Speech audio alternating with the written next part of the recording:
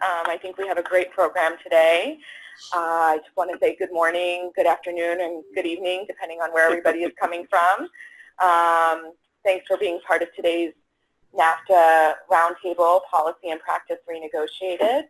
I'm Kuntal Warwick, Executive Director of Global Chamber San Diego, and I and our co-host, Stephen Armstrong from Naval Business Council, and Eduardo Gonzalez from ProMexico, who I think is joining us virtually, welcome you. So we're also joined by our speakers, Chris Antonelli, who is the Western District Manager at Purolator International, Enrique Esparza, who is right next to me, CEO and President at CoProduction International.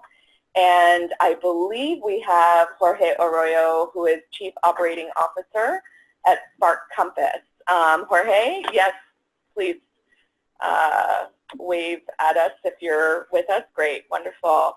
I think we're just going to take a minute to adjust our, well, I think Jorge will come on when he's speaking, so you'll probably just see us until that point. Thanks also to Berlitz Language Center for providing the space that we're in right now, and also to our interns from UCSD's Phi Beta Lambda business fraternity. So it really does take a village to put on a program like this, so thank you to everybody. So a brief word about Global Chamber for those who might be relatively new to us. We are a global business connector and facilitator with now over 120 chapters around the world and growing, and we're pleased to bring you the most relevant and timely topics that impact global business.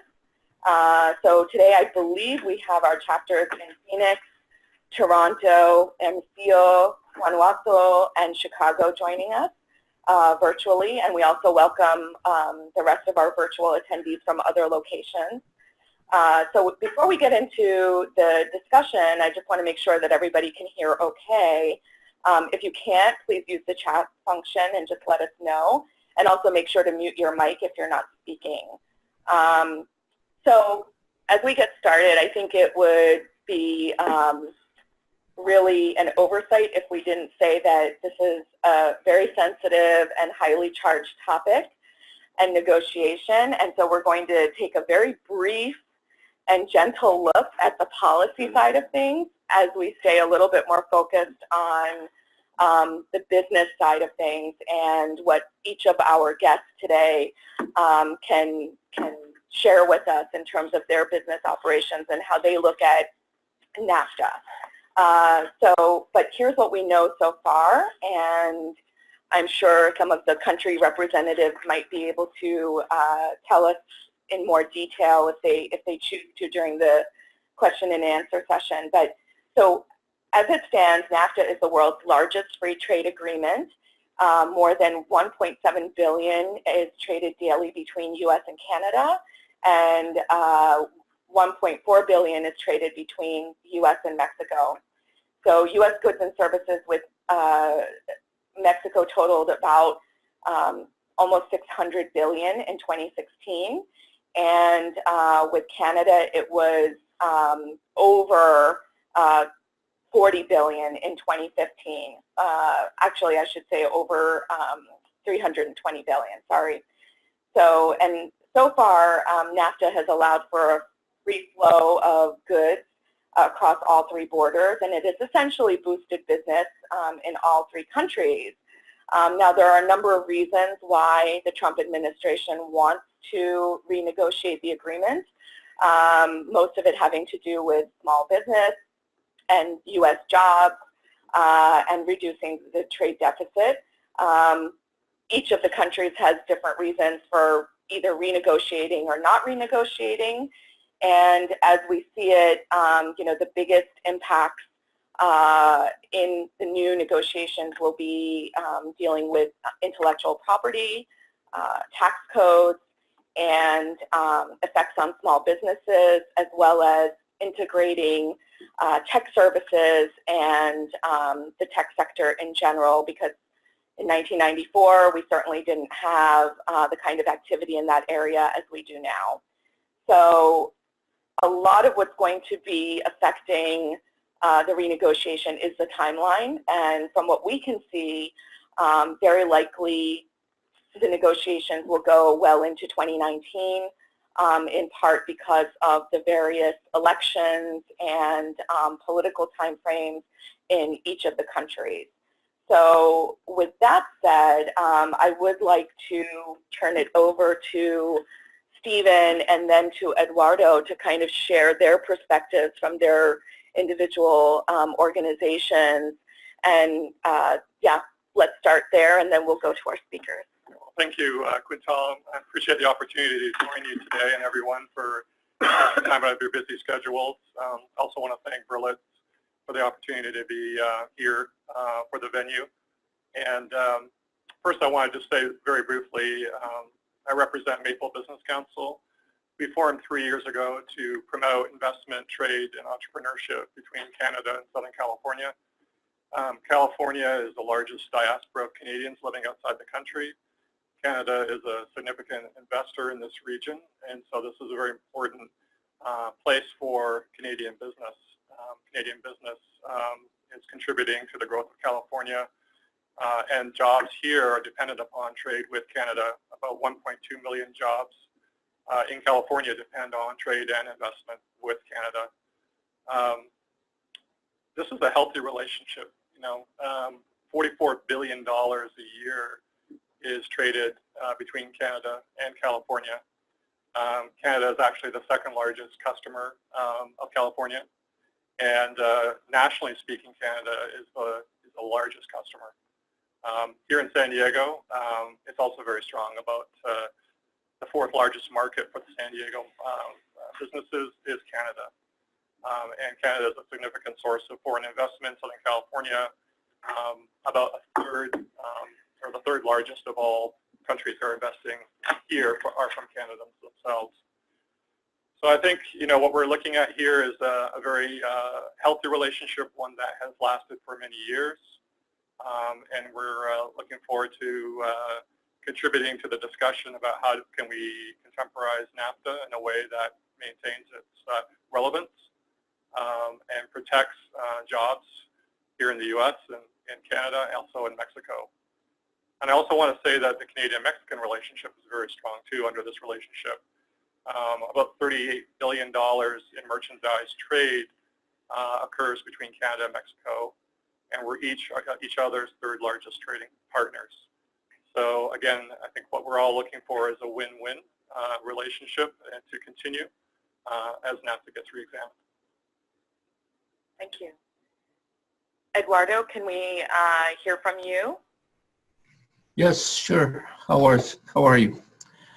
Good. How are you? Thanks for joining us. Good. Thanks.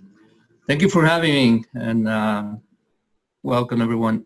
So ProMexico is a government agency, a Mexican government agency that promotes investment and exports from Mexico.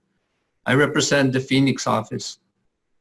Here in Phoenix, we are responsible for the Arizona market and Nevada market.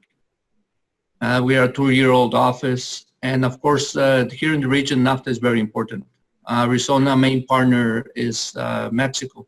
They export close to $8 billion, and Mexico sells to Arizona close to $7 billion. So NAFTA has been good for this region. It was one of the first agreements between countries of different economic levels. It really helped to put Mexico on the map, and it was the start for other free trade agreements to take place. Currently, we have 46, not 46 trade agreements. We have trade agreements with 46 countries. And since its signing in 1993 up to date, the volume and the exports from those three regions has increased 245%, almost threefold. And it has helped to integrate the distribution channels for many industries, mainly the automotive, as you well know, but also the aerospace, the agro industry, and the oil gas industry. And when Mexico exports, also the U.S. exports. On average of every dollar that Mexico exports to the world, 40 cents has a U.S. component. So it's also an important agreement for the U.S. When the negotiations started, Mexico welcomed the opportunity. We think it's good to update the free trade agreement. We are open for discussions, and as you know, we are currently starting the fifth round. Now, a few examples of what will happen if the free trade agreement doesn't go through. The Ford Fusion this year sold of around $22,000, and the price could increase up to $30,000. That's a 35% increase. The same thing goes for TV sets. The VCU TV set, an example, a 15-inch TV, 4K high definition TV, usually sells for $700. It could go up to $1,000. So it's going to be a considerable increase in cost for the U.S. consumer. So right now we are continuing the negotiations. We're positive. We welcome the opportunity to update the free trade agreement. I think there are some opportunities for better rules, better access to markets, and create opportunities for companies for all three countries. But also Mexico has continued the effort of diversifying their exports. We are very interested in the Asia Pacific market and the new TPP 11. We are neighbors in Latin America. We continue the efforts with Brazil and other countries to do free trade agreements or update the agreements that we have with them. Next year, we're going to be the guest country for the Hannover Messe trade fair in Germany, and we continue the efforts in the Middle East. So, yes, the future looks good. So yeah, I think the message at this point is that, you know, there are so many active trade agreements with each country, of course. And so, you know, while NAFTA is really important to North America, there are a number of other directions that trade is going in. So with that in mind, I'd love to turn it over to Enrique Esparza from CoProduction International. Yeah. And if you could share with us a little bit about your perspective and how your company is kind of handling some of the potential changes. Absolutely. Well, first and foremost, thank you very much, Cantal, for the invitation, and congratulations. I know that the organization is relatively young here in San Diego, and you're carrying a lot of weight, and you're doing a good job. Thank you. Congrats. Thanks for having us. I'll tell you a little bit about what we do, who we are. We are a company that has been active since 1978, setting up, helping establish manufacturing companies expand their operations into Mexico. Currently, we've got about 220 plus companies under our belt that we've supported with that initiative. Can we go to the next slide? We are firm believers in the relationship that we have with our partners and with the employees, and we feel strongly that everything that we do revolves around that. Our org chart has been turned into a nucleus chart.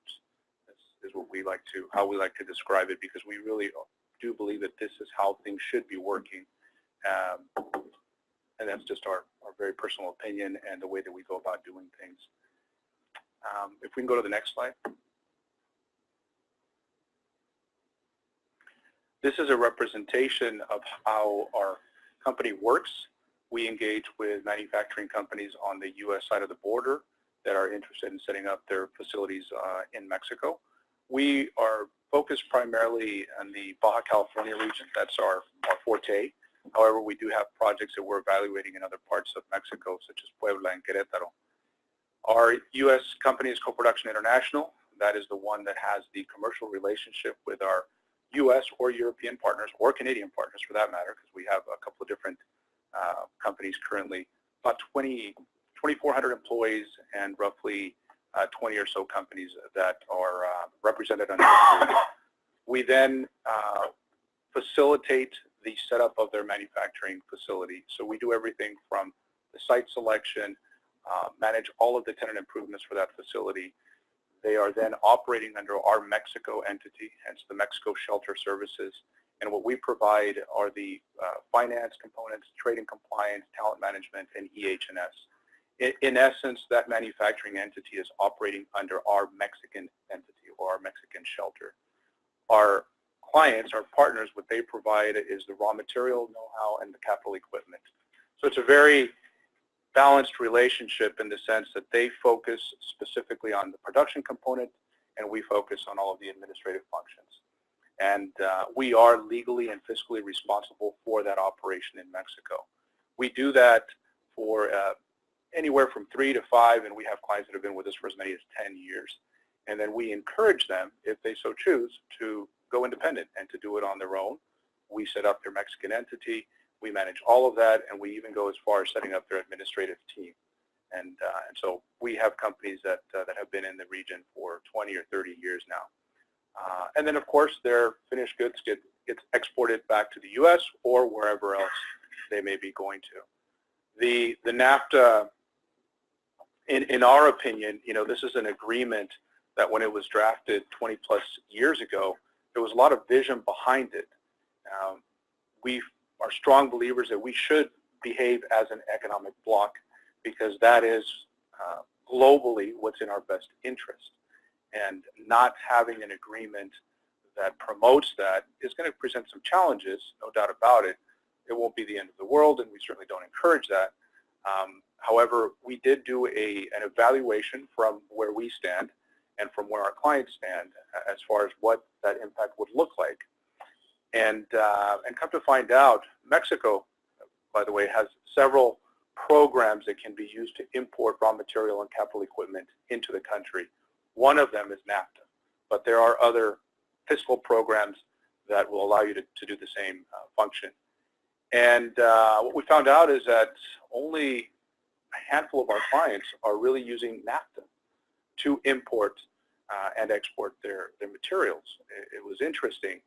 And so from where we stand, we said, well, what would happen to our accounts, or what would happen? What would be the economic impact to some of these accounts? And it wasn't as aggressive as we would have thought. That is our bottom line from where we're sitting. Certainly there are industries that would be impacted more aggressively than others. Automotive industry, of course, has been one of the ones talked about. Agriculture, those are fields that are a little bit out of my scope, so I'll stick to what I do know. And so going back to what's happening now and what's happening with NAFTA, we have to look at the vision that those individuals that set up this agreement had in mind. And it isn't a short-term vision of 20 years. It shouldn't be a short-term vision of 20 years, but it really should be something much, much broader, 50 years, 100 years.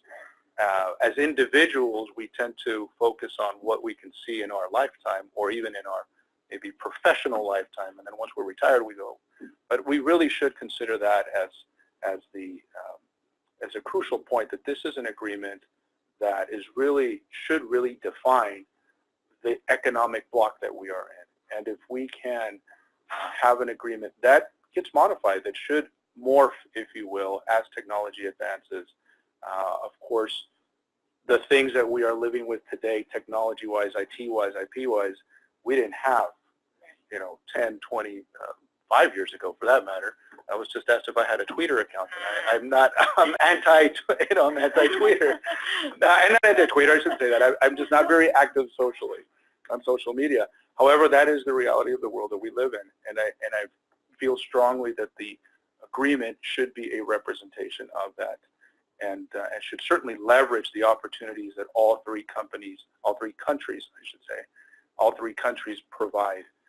If we do that, if we can manage that, taking into consideration, our strengths and our weaknesses, and leveraging both as a block, I think we're going to be in much, much better shape than without a NAFTA agreement. Very good. Well, thank you. I think what we'll do is we'll move over to Chris and have your thoughts on this, and then we'll talk to Jorge, and then maybe open it up for more of an informal discussion with some of our virtual attendees and in the room. So. Thank you. Well, first of all, just thank you for the invitation. Certainly enjoy the discussion. I moved to California a few years ago from Michigan. Oh. So have a little bit of automotive perspective and family who work in the industry. So, very happy to be here. Purolator is a Canadian company. We've been in business for over 60 years. They are a Canadian company, hence our relationship with Maple, and definitely very interested in what's happening with NAFTA. I started with Purolator in 1996, so shortly after the NAFTA agreement, and I was employee number 7, and we've grown to over 200 employees throughout the country. I manage the West District, but we have three other districts in our company. And what we do is we work with companies in the United States to help them move their goods into the Canadian marketplace. Purolator in Canada is very large. We're larger than our competitors, UPS and FedEx in Canada. So we help all different types of companies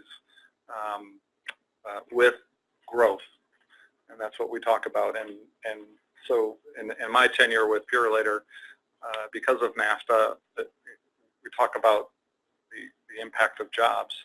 I know one company, Purolator, has over 200 employees, mostly because of the NAFTA agreement. But many companies that we talk to throughout the country, Canada is their number one growth market outside of the U.S., obviously.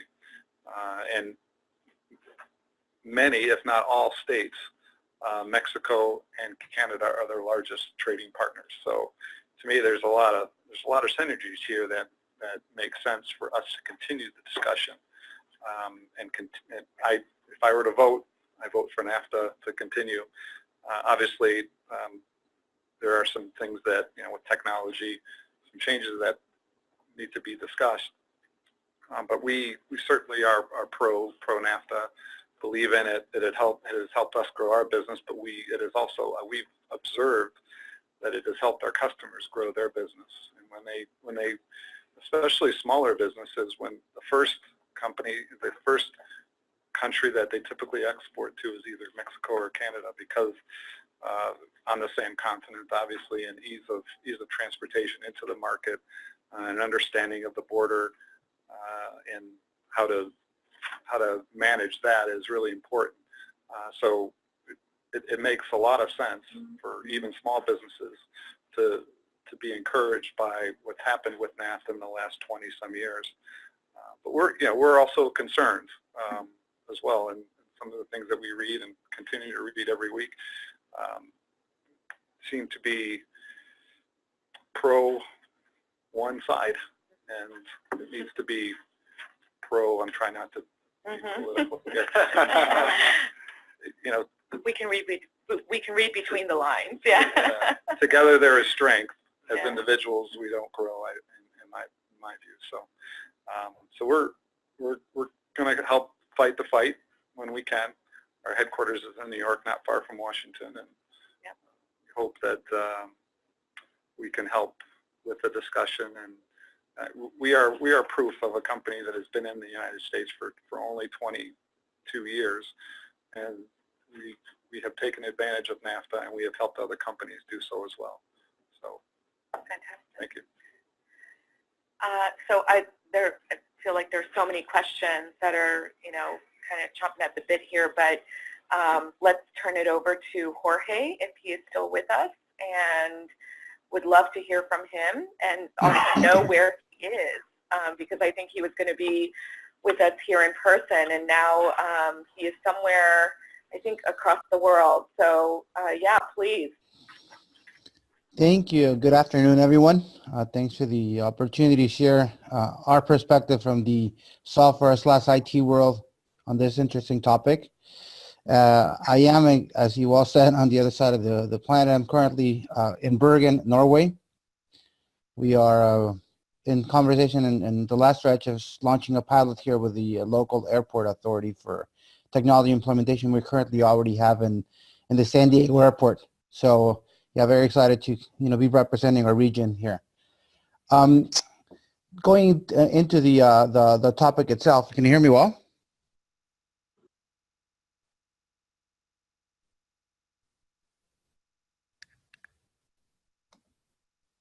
Okay, good. Yeah, Jorge, Yeah, I just saw someone text me that you can hear me well. Thank you. Just wanted to confirm.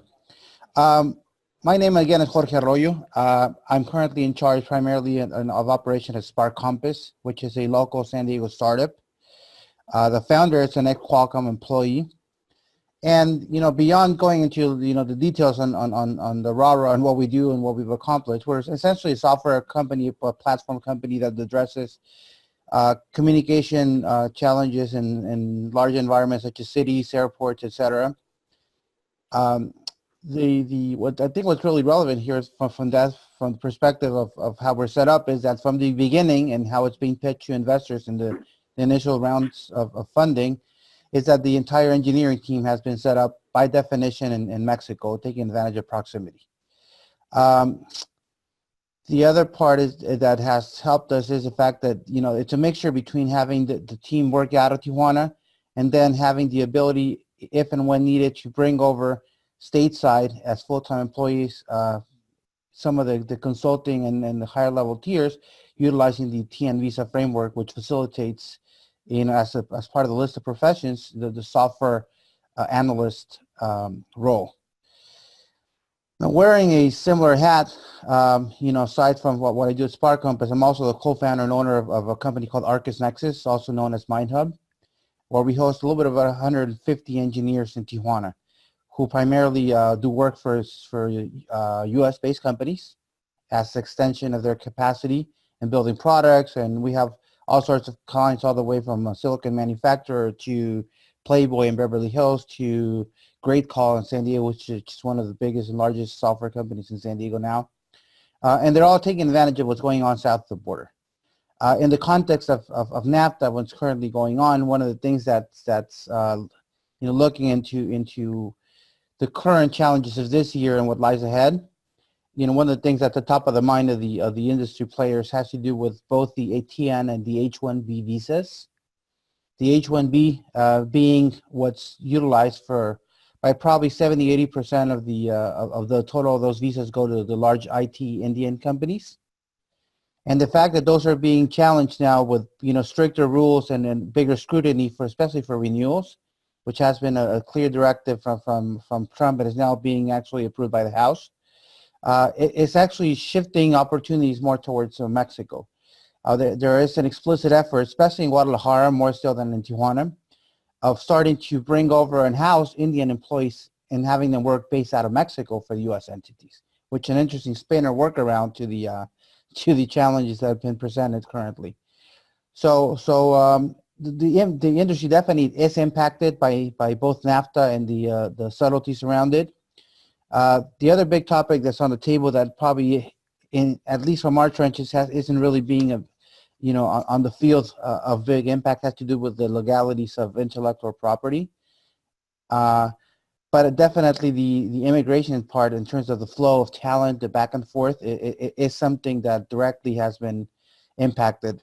The last few years, NAFTA has allowed positively that a large number of Mexican professionals, at least from our industry, have flowed very easily into the U.S. workspace, as opposed to the H-1B visa, which has a cap and some other stricter rules. TN allows any professional with a direct job offer that is within the list of professions to get a visa within a couple of weeks and attain full-time employment in the U.S. So that, if you look at it with a short-term mindset, could be seen as companies like ourselves be affected by potential turnover, when in reality, I think it's been really a positive impact in the sense that, over time, and this is not something that's short-term, but the more professionals who start assuming positions of leadership and of importance in the U.S. that have an upbringing, in this case, from Mexico, and one way or another impacting positively the economy of Mexico. If not the majority of them, at least even if it's a small number, they still end up sending work down in Mexico or doing business with companies in Mexico. And again, it's just a way of permeating. If anything, if you look back 20 years, 20, 30 years back maybe, the fact that Indian professionals started getting more and more positions of leadership in U.S. entities actually translated over time into the growth of the Indian IT industry as a whole. So anyway, that's kind of a big picture perspective. I look forward to dialogue if that's the dynamic there's going to be, or addressing any questions from our trenches.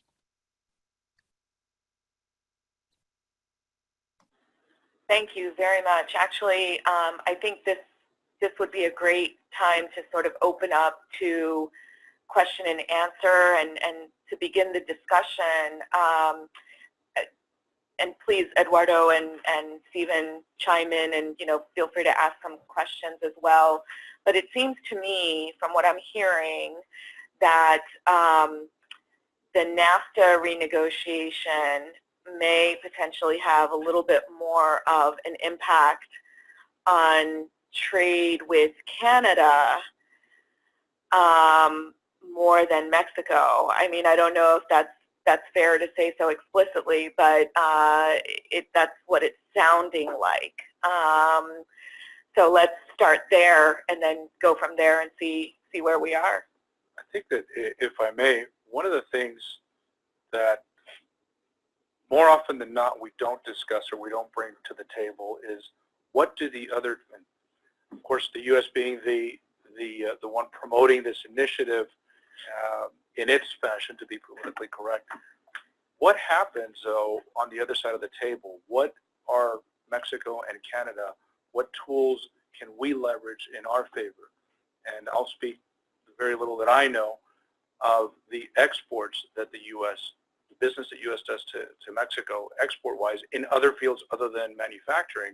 And there are some significant impacts if Mexico wants to really tighten its belt, so to speak, or if it wants to play hardball, that it can apply. It can apply duties, tariffs on things that are not, manufacturing related. I know corn, for example, is a big export, right, from the U.S. into Mexico. And there's other areas like that that if the U.S. continues on this path and on this trend, there are ways of mitigating that. There are ways of counterpunching, for lack of a better term.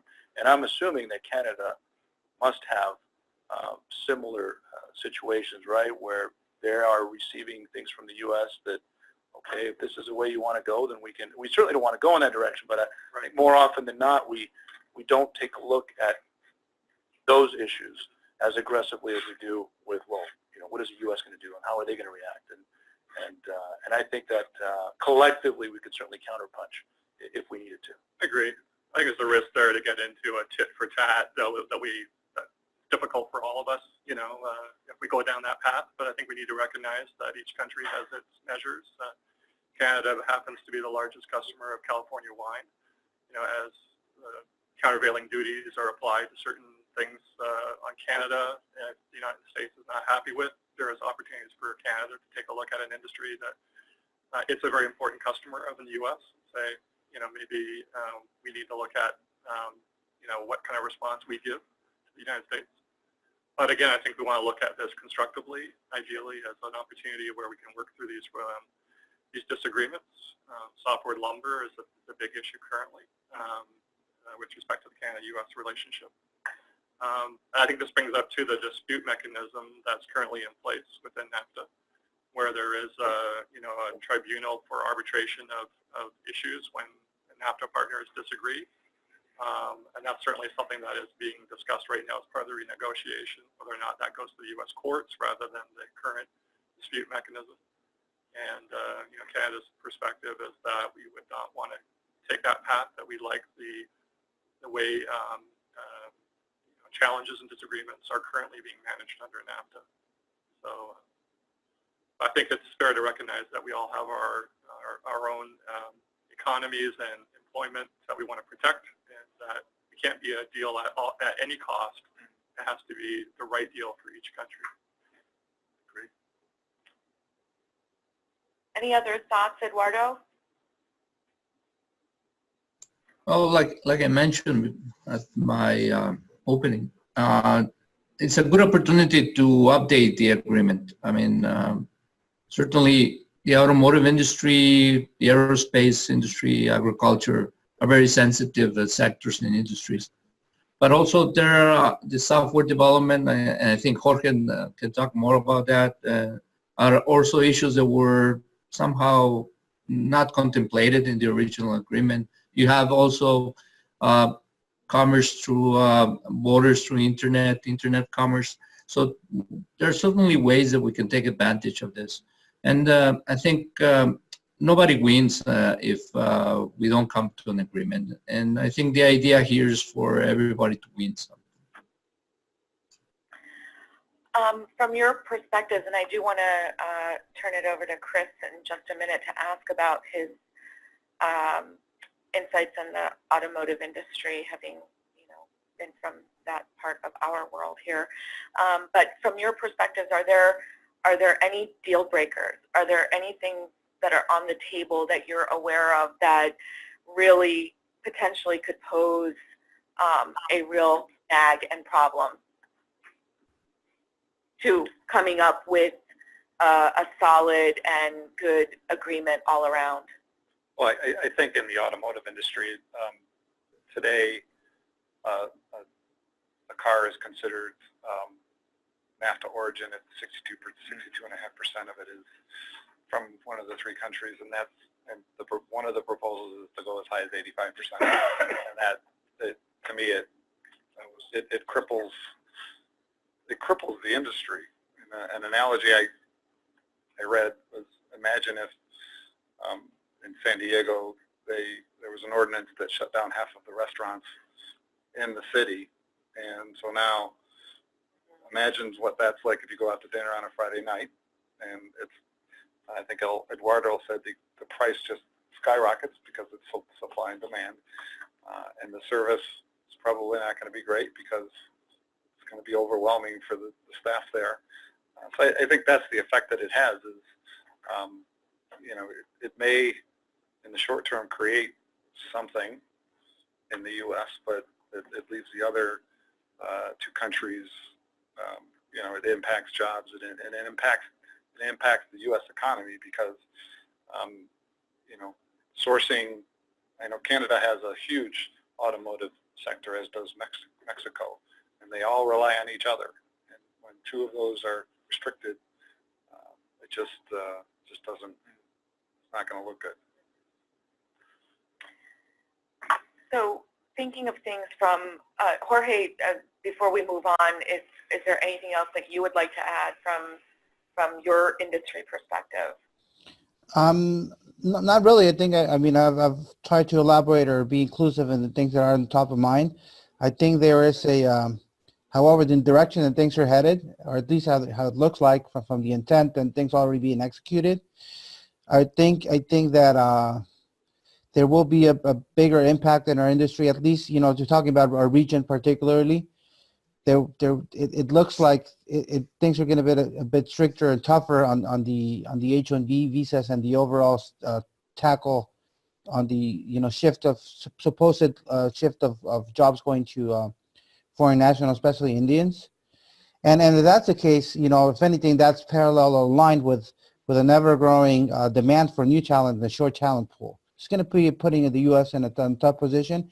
If that, hopefully considers the balancing act of utilizing or shifting or looking into south for a growing talent pool that we have in Mexico to kind of bridge that gap in favoring that, which as a region would benefit everyone. I think there's both an opportunity and potential risk of not exploiting it to its fullest. Still, as I was mentioning before, there are being workarounds, again, with everyone getting creative around how in the end the problem still needs to be solved one way or another, which is, again, America's companies and the growing IT talent demand being resolved one way or another. So let's talk opportunities. Where are the opportunities? What do we see kind of opening up, and really, from your industry perspective, where are the opportunities, and what are you anticipating as things move forward? Well, I think from our customers' perspective, there's just not Canada or Mexico, but there are global opportunities, and the U.S. is a leading consumer market and throughout the world. So opportunities like NAFTA and other trade agreements open up all of those opportunities for any size company because of technology, because of some of these trade agreements, it's becoming much easier to export their products throughout the world. So for me, we see this every day. We only work with Canada, but our customers always ask us, well, what other parts of the world can you help us with? Because we've got the Canada-Mexico thing down, and now we want to continue growing, and we know there are billions of other people that we aren't reaching. So to me, that's the biggest opportunity. You go from 50 years ago where it was every country had its own little economy. Now it's a global economy, and there are so many more people to reach, so much more money to make. There's so much more talent throughout the world. I have friends in the auto industry who they run engineering departments, and they're not looking for one engineer, they're looking for 5 because they're just not out there. And if we kind of close ourselves into that and only hire within our own region, we're going to be the talent is not going to be there. I just had a quick question. It's actually kind of the reverse of that, and it's directed to you, Enrique. How does this affect you during a time of uncertainty? I know you work with U.S. companies that want to open up a manufacturing or maquiladora facility in Mexico.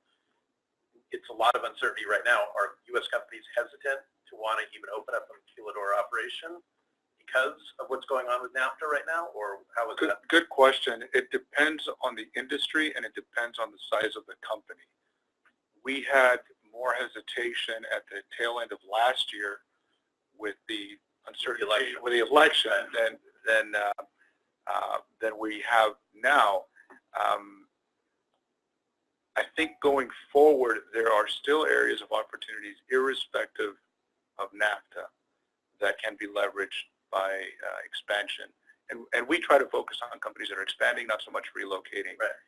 And our state does and I hope I'm not offending anyone, but our state, California, does a phenomenal job of sending business elsewhere sometimes, especially in the manufacturing industry. Right. Not in other industries. I think biotech and some industries have really taken off here in San Diego.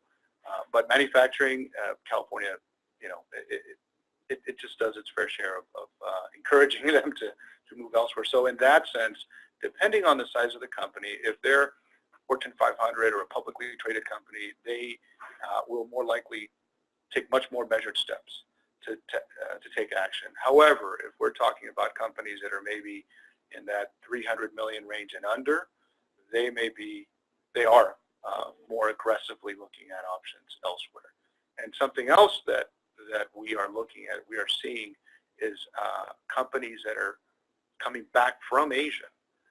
And that's something that hasn't really been discussed at all. But from our desk, from a Mexico desk, if you will, we are seeing a lot more Asian companies or companies that had taken their business to Asia coming back to the U.S. or to Mexico, and to the U.S. for that matter, but to Mexico, and that's where we see some opportunities. We don't.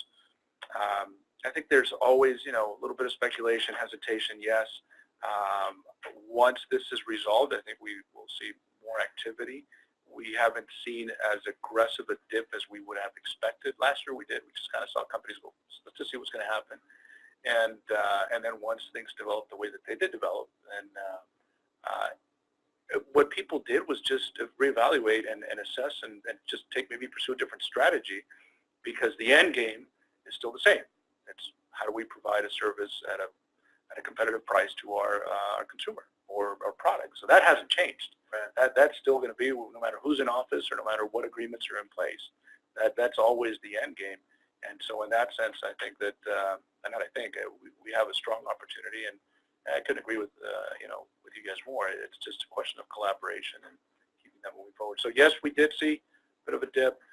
overall, a little bit of speculation. We are seeing an uptick in our business. Excuse me.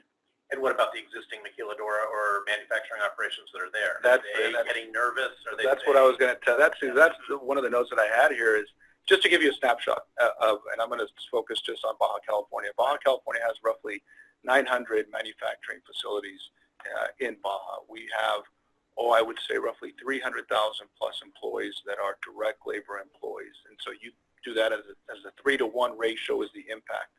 And Tijuana alone has roughly 70 million square feet of industrial space.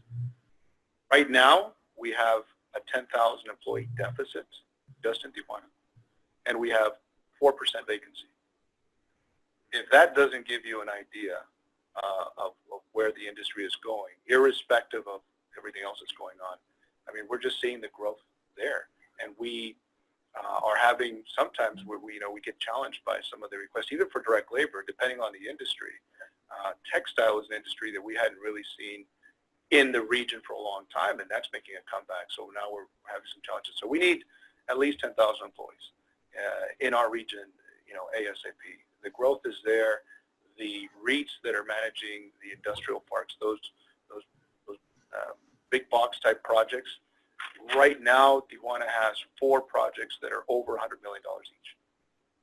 Something that we wouldn't have seen, 10 years ago, and they vary from commercial to, residential to industrial. Again, to that point, we've got the expansion of the Otay Mesa Port of Entry. Otay 2 is coming on board. That'll be online in the next 2 to 3 years. We don't see it going anywhere but up.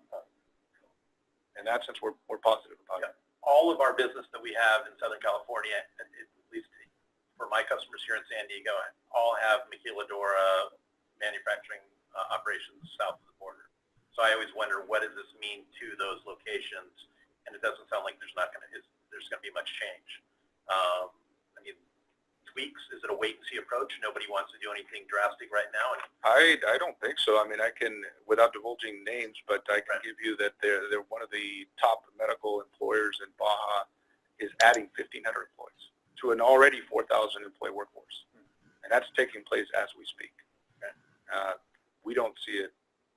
We don't see it going in the opposite direction anytime soon. Any other questions? I think we'll open this up to the rest of I the wanted, group. I wanted to just elaborate on what was just said as another flagship investment in Tijuana from industry as Thermo Fisher, who's also a multi-billion-dollar company that having done a deep diligence into potential setups for a new operations center. They consider overseas, in Latin America, even other cities in Mexico. And they decided to set up a shop in Tijuana a little bit over a year ago with the aim of having a couple hundred engineers there working and doing a lot of deep collaboration with the Carlsbad office. And that's currently undergoing. It's been a very successful effort. And that only speaks about positive things happening and being enabled through this, overall framework that we have as a region. Jorge, if I may, I'm just curious to know, you're in the service component of service industry, if you will. You're not, from what I understand, you're not manufacturing product. Is there as far as NAFTA, we typically look at the manufacturing component or elements of it. But how does it or will it impact the service component of it? I don't know if you're operating under a service EMEX, or if you're even operating under an EMEX at all, or if you're just operating as a national Mexican company. It's more of an internal setup. We do take advantage of some of those things. In that sense, contractually, if without getting into too much details, we have a U.S. entity that's really the one that has a relationship with majority of the clients. That's where the bulk of the revenue is done. And then we, similar to a maquiladora model, we send primarily direct cost to the Mexican subsidiary, right, to cover expenses. Sure. That kind of from the legal framework. Now, in terms of the overall subtleties of NAFTA and how again, is mainly all the discussions around manufacturing. Here, there's always, because we're dealing with intangibles and things that are, years behind in terms of regulatory framework, even domestically in each of the countries, to be fair, and that's just the nature of the beast. discussions for this particular industry, related to NAFTA, always revolve around two key things: IP, which in some different tiers becomes more or less relevant, and it has to do with patents and overall the ability to protect code ownership, so to speak, or just over rights to product developed. And the second is just still talent access, and whether that's the legal framework for hiring remotely or bringing people stateside on the visa. And again, going back to the H-1B/TN topic. Got it. Any other questions? Any other discussion points? I do want to point out that we did have a number of the consular offices represented here. Enrique is here from the Canadian consulate. Paula had been here from the Mexican consulate here in San Diego. And we have David here with the UK field office as well. So I know you're not speaking, but happy to have you contribute to the conversation. So. Yeah, if I say a couple things for me, I'm just kind of in listening mode because it's very fascinating. But there's a lot of parallels to kind of what's happening in Europe, the UK, especially something you said, not starting a tit for tat, which is something that we saw initially. There was a lot of talks about, the impact for Europe and versus the impact for the UK. And that is kind of, as people have gotten into discussions and have negotiations kind of proceeded, we've seen that kind of go away and be more of a structured dialogue. So I imagine there would be a lot of the same here eventually. So for me, it's just kind of interesting to observe what's going on here. And there are several large UK companies that have offices in San Diego that have operations in Mexico. And so we know those companies very well. And for us, it's really interesting to kind of understand how this progresses and what it means for this region, but also for the UK eventually. So very glad to be here. Yeah, thank you for coming. So anybody from who is not present in the room, we'd love to take questions from you with open floor. So send us your thoughts or your questions, but, open floor. I think one of the strengths of NAFTA has been its stability. I mean, this was a 24-year agreement, and it was phased in, and many of the measures over that time frame. But business doesn't like ambiguity, and it's good to hear that, even with the questions that surround us today, businesses are not stalled in your world, and you're seeing people still make growth decisions on both sides of the border. But I think when we look at, the suggestion of a potential sunset clause where this agreement could be renegotiated every 5 years, it's something that would, I think, work against one of the principles and the strengths of NAFTA, that we need to count on what the rules of engagement are over time.